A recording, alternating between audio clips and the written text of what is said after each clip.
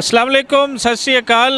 जिवें कि तुसीं पंजाबी प्रचार तो मुख्तलिफ ਜਿਹੜੇ ਯਾਤਰਾ ਲਈ ਅਤੇ ਸਾਡੇ ਸਿੱਖ ਭੈਣਾਂ ਭਾਈ ਆਏ ਨੇ ਉਹਨਾਂ ਦੇ ਨਾਲ ਗੱਲਬਾਤ ਸਾਡੀ ਸੁਣ ਰਹੇ ਹੋ। ਇਸ ਤੋਂ ਪਹਿਲੇ ਅੱਜ ਮੈਨੂੰ ਬਹੁਤ ਸਾਰੇ ਲੋਕ ਜਿਹੜੇ ਸਿੰਧ ਤੋਂ ਆਏ ਮਿਲੇ।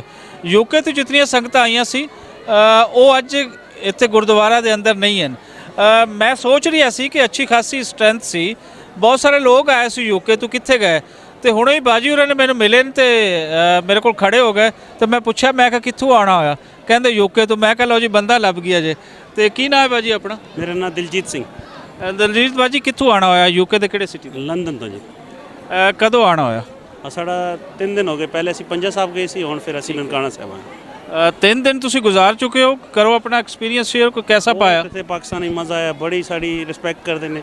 ਸਭ ਤੋਂ ਪਹਿਲੇ ਤਾਂ ਮੈਂ ਜਿਤਨੇ ਵੀ ਗੁਰੂ ਨਾਨਕ ਨਾਮ ਲਿਆ ਸੰਗਤ, ਉਸ ਨੂੰ ਵਾਹਿਗੁਰੂ ਜੀ ਕਾ ਖਾਲਸਾ ਵਾਹਿਗੁਰੂ ਜੀ ਫਤਿਹ। ਤੇ ਗੁਰੂ ਨਾਨਕ ਦੇਵ ਜੀ ਦੀ ਜਨਮ ਦਿਨ ਦੀਆਂ ਬਹੁਤ ਬਹੁਤ ਵਧਾਈਆਂ ਦੇਣਾ ਵਾ।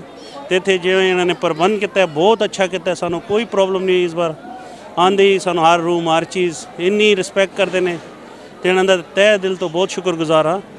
ਤੇ ਵਾਹਿਗੁਰੂ ਕਰਕੇ ਸਰਬੱਤ ਜਿੰਨੀ ਸੰਗਤ ਆਈ ਖੁਸ਼ ਨਾ ਆਵੇ, ਸੁਖੀ ਨਾ ਜਾਵੇ ਤੇ ਗੁਰੂ ਨਾਨਕ ਦੇਵ ਜੀ ਦਾ ਜਨਮ ਦਿਨ ਮਨਾ ਕੇ ਜਾਉਣ ਇੱਥੋਂ। ਤਾਂ ਅਸੀਂ ਇਹਨਾਂ ਦੇ ਬਹੁਤ ਬਹੁਤ ਆਭਾਰੀ ਹਾਂ।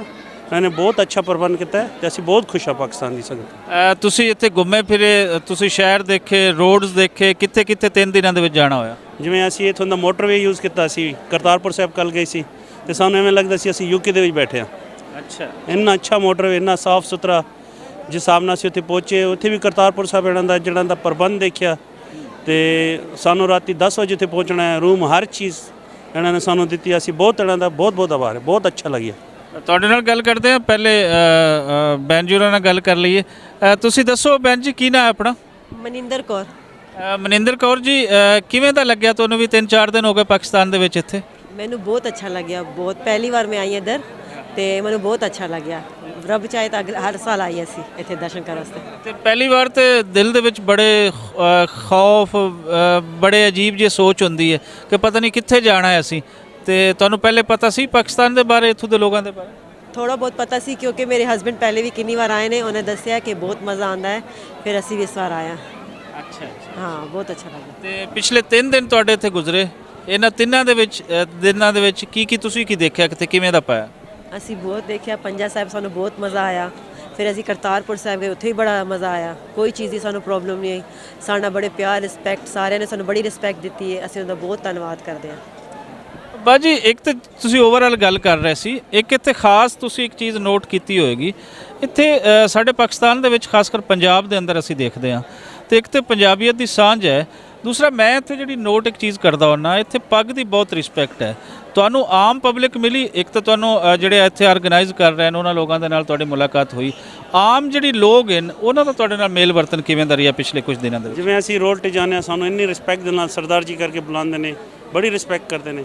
ਪਰ ਮੇਰਾ ਤਾਂ ਖੈਰ ਦੂਸਰੀ ਵਾਰ ਆਇਆ, ਵਾਈਫ ਉਹਨਾਂ ਨੇ ਕਿਹਾ ਕਿ ਕਿੰਨੀ ਰਿਸਪੈਕਟ ਕਰਦੇ ਨੇ, ਕਿੰਨਾ ਪਿਆਰ ਕਰਦੇ ਨੇ। ਪਰ ਕਈਆਂ ਨੂੰ ਪਤਾ ਨਹੀਂ ਕਿਉਂਕਿ ਉਹਨਾਂ ਨੇ ਪਾਕਿਸਤਾਨ ਆਏ ਨਹੀਂ ਕਦੀ ਵੀ। ਕੋਈ ਆਉਂਦਾ ਇੱਥੇ ਬਹੁਤ ਰਿਸਪੈਕਟ ਮਿਲਦੀ। ਤੁਸੀਂ ਕਿਤੇ ਵੀ ਜਾਓ ਤੁਹਾਨੂੰ ਰੋਡ ਉੱਤੇ ਐਵੇਂ ਲੱਗਦਾ ਜਿਵੇਂ ਅਸੀਂ ਆਪਣੇ ਸ਼ਹਿਰ ਦੇ ਵਿੱਚ।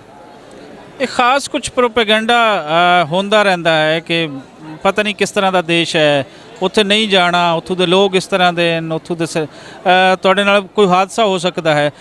ਆਪਣਾ ਐਕਸਪੀਰੀਅੰਸ ਬਹੁਤ ਸਾਰੇ ਲੋਕਾਂ ਦਾ ਸਾਡੇ ਚੈਨਲ ਤੇ ਗੱਲਬਾਤ ਕਰਦੇ ਨੇ, ਉਹ ਕਹਿੰਦੇ ਨੇ ਕਿ ਪਹਿਲੇ ਸਾਡੇ ਮਨ ਦੇ ਵਿੱਚ ਕੋਈ ਖੌਫ ਸੀ, ਇੱਥੇ ਆ ਕੇ ਅਸੀਂ ਦੇਖਿਆ ਤੇ ਸਾਡਾ ਉਹ ਜ਼ਿਹਨ ਚੇਂਜ ਹੋਇਆ।